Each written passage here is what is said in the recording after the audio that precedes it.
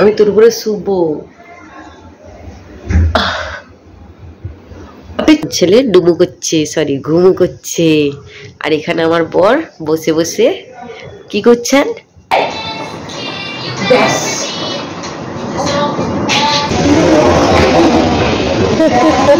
Mutton বললে যে মানা করলে যে হ্যাঁ 6 মাস পর জেলখানার মানে ভেতর থেকে বাইরে যাচ্ছি, তো ফিলিংস তো হ্যাপি হ্যাপি। হ্যালো বন্ধুরা, তো রেডি হয়ে গেছি বাড়ি যাবো বলে। মোটামুটি বর গেছে, বর আর ছেলে গেছে গাড়ি আনতে ওই সামনে। তো আর আমি এখানে রেডি হয়ে গেছি, জল টল ভর্তি করলাম, ব্যাগপত্র মোটামুটি সমস্ত কিছু গোছানো কমপ্লিট হয়ে গেছে। তো আশা করি তোমাদের ব্লগটা অবশ্যই ভালো লাগবে, কন্টিনিউ কিন্তু দেখতে থাকো। তো চলো দেখা হচ্ছে। হ্যাঁ, তার আগে আমি আমার ফুল লুকটা তোমাদের সাথে শেয়ার করে দিই। আমাদের কোয়ার্টার থেকে স্টেশন কিন্তু খুবই কাছে, ওই জন্য কিন্তু আমরা টোটোতে যাচ্ছি। আর এখানে আমার ছেলেকে দেখো, ও কিন্তু পুরো সারপ্রাইজড হয়ে গেছে কত ধরনের গাড়ি দেখতে পেয়ে। অ্যাকচুয়ালি ও তো একটা বদ্ধ ঘরের মধ্যে থাকতো সব সময়, আর এত গাড়ি দেখতে পেয়ে ও জাস্ট ভাবছে যে আমি কি দেখছি। তো দেখো আমরা কিন্তু এখানে স্টেশনে চলে এসেছি, আর আমাদের ট্রেন হচ্ছে কি একটু পরেই আসবে। আর এত ভিড় দেখো স্টেশনটাতে। আর ওখানে হচ্ছে বাবা ছেলে গেছিল ট্রেনের কাছে, আমার ছেলে শুধু গাড়ি ঘোড়া সমস্ত কিছু দেখছে হতভম্ব হয়ে।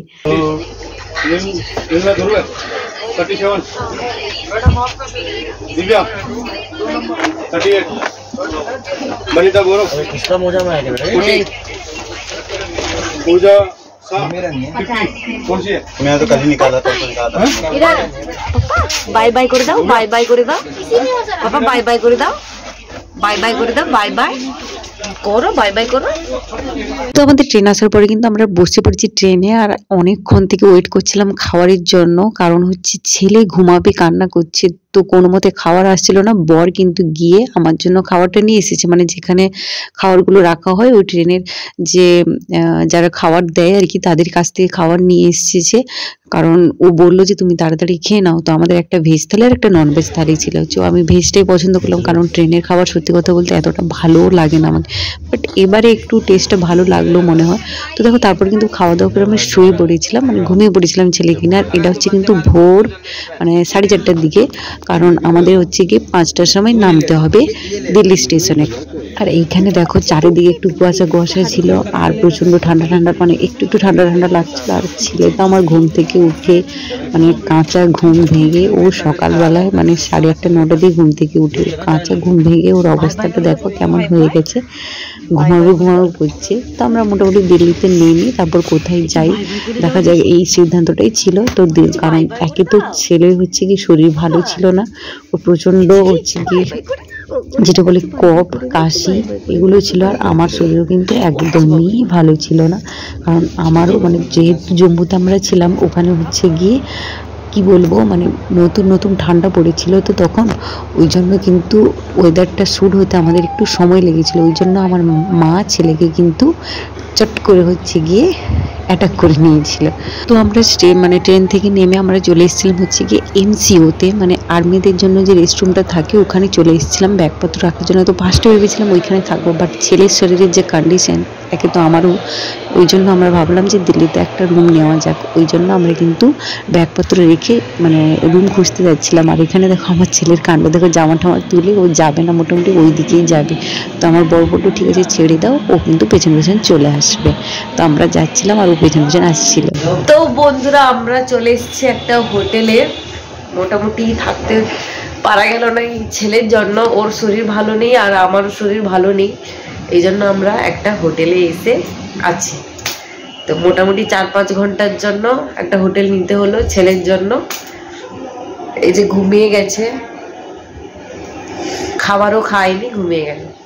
তো আমার ছেলেকে নিয়ে সত্যি কথা বলতে আমাদের জার্নিটা একদমই ভালো ছিল না, মানে দিল্লিতে পৌঁছানোর পর থেকে আর কি, কারণ এক তো ওর শরীর খারাপ ছিল, কাশি কফ ছিল, তো কোনো রকম তো আমরা রাতটা কাটিয়ে দিয়েছি। ভোরবেলা থেকে তো একদম খাইনি, রুমে আসার পর কিন্তু একটু ঘুমিয়ে গেছিলো। তারপর যখন ওকে আমি খাওয়াতে যাই, মানে ও কিন্তু বমি করে দিচ্ছে, যাই খাওয়াচ্ছে না কেন, 1 চামচ খাওয়াই 2 চামচ খাওয়াই ও কিন্তু সব কিছু বমি করে দিচ্ছে। জানি না হয়তো কফ কাশির জন্য খেতে পারছে না, আমাদের বড় মানুষরা খেতে পারি না, ও তো ছোটো বাচ্চা কীভাবে খাবে।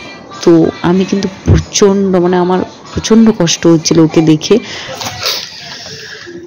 আমাদের ব্রেকফাস্ট ব্রেড অমলেট, আলুর পরাটা, এখানে আছে এইটুকু সস আর আছে আচার।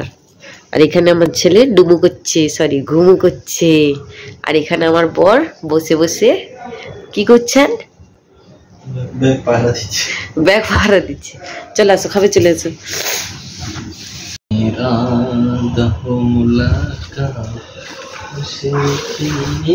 এতটা কেউ খাওয়ায়? তো ছেলে তো খেলোই না, বমি করে দিল। তারপর তাকে ঘুম পাড়িয়ে দিয়েছিলাম, কারণ যত ঘুমাবে ওর জন্য খুব ভালো, যেহেতু শরীরটা ভালো নেই। তারপরে কিন্তু আমরা ব্রেকফাস্ট করে নিয়েছিলাম। তো আমরা যে রুমটা নিয়েছিলাম দিল্লি স্টেশনের খুব কাছাকাছি, অল্প সময়ের জন্য খুব ভালোই ছিল। মানে অল্প সময়ের জন্য নয়, 1 দিন 2 দিন স্টে করলেও কোনো অসুবিধা নেই, খুবই ভালো রুম ছিল। তো তোমরা দেখতেই পাচ্ছ। আর কি বলো তো, মানে এত কম সময়ের জন্য না হোটেল না নিলেও হতো, কিন্তু আমরা যতবারই সাফার করেছি না ততবারই আমরা রুম নিয়েছি, বিকজ অফ আমার হচ্ছে কি আমার ছেলের জন্য। মানে এইটুকু বাচ্চা তো থাকবে কি থাকবে না, তার উপর ওর শরীর ভালো নেই, ওই জন্য কিন্তু আমরা রুম নিয়েছিলাম। আর দেখো দুপুরের খাওয়া দাওয়া আমরা করে নিচ্ছি, কারণ অনেকটাই লেট হয়ে গেছিল। আর এখানে বর নিয়ে এসেছিল হচ্ছে গিয়ে বিরিয়ানি, আর একটাতেও নিয়ে এসেছিল হচ্ছে ফ্রাইড রাইস। তো আমরা রেডি হয়ে গেছি।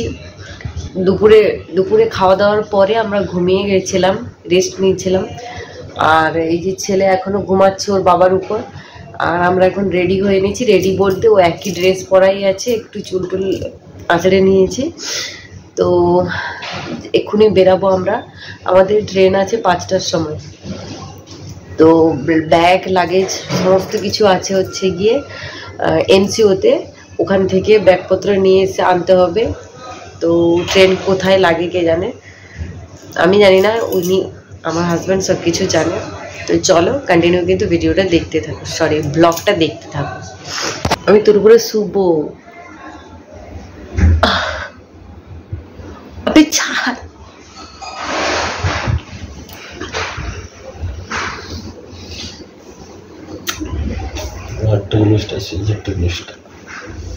Colour colour colour, it's a dark colour. पहले मैं ऐसा था, फिर मैंने फेयर लवली में का, फिर और फेयर लवली।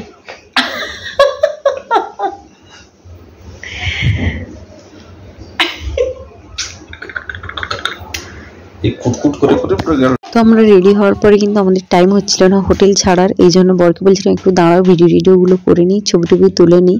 তো তারপরে কিন্তু আমরা রেডি হয়ে নিচ্ছি। তো এখানে দেখো ছেলে হচ্ছে গিয়ে ঘুম থেকে উঠে পড়েছে, ও যেহেতু ঘুমাচ্ছিল ওর পাপার উপর, এখন হচ্ছে গিয়ে উঠে পড়েছে, একটু খেলাধুলো করছে। আর আমরা এক্ষুনি হচ্ছে গিয়ে বেরিয়ে যাব। আর মানে আমার থেকে আনন্দ বেশি হচ্ছে আমার বরের, কারণ হচ্ছে কি সামনে যেহেতু পুজো, কারণ আমরা পুজোর সময় বাড়ি গেছিলাম, এটা অনেক দিনকার ব্লগ। তো সামনে যেহেতু পুজো, ওই জন্য আমার বরের প্রচণ্ড আনন্দ হচ্ছে, তার সাথে আমারও আনন্দ হচ্ছে, কারণ এতদিন পরে বাড়ি যাচ্ছি। আর এই যে আমার ছেলেকে দেখো, ছোট্ট ছেলেটা, মানে কি বলবো, প্রচণ্ড বদমাস। যেহেতু ওর শরীরটা ভালো নেই, ওই জন্য ও কিন্তু বদমাশি পাচ্ছে না। ও তো মানে কি বলবো, নতুন নতুন সমস্ত কিছু দেখে ও জাস্ট ভেবে পাচ্ছে না যে কি করবে কি না করবে, কারণ যখন আমরা কোয়ার্টারে গেছিলাম তখন কিন্তু অত্যন্তই ছোট ছিল, ওই জন্য কিছু বুঝতে পারতো না। তো যাই হোক, তোমাদের নেক্সট পার্ট আসছে, তোমাদের কেমন লাগলো অবশ্যই জানিও।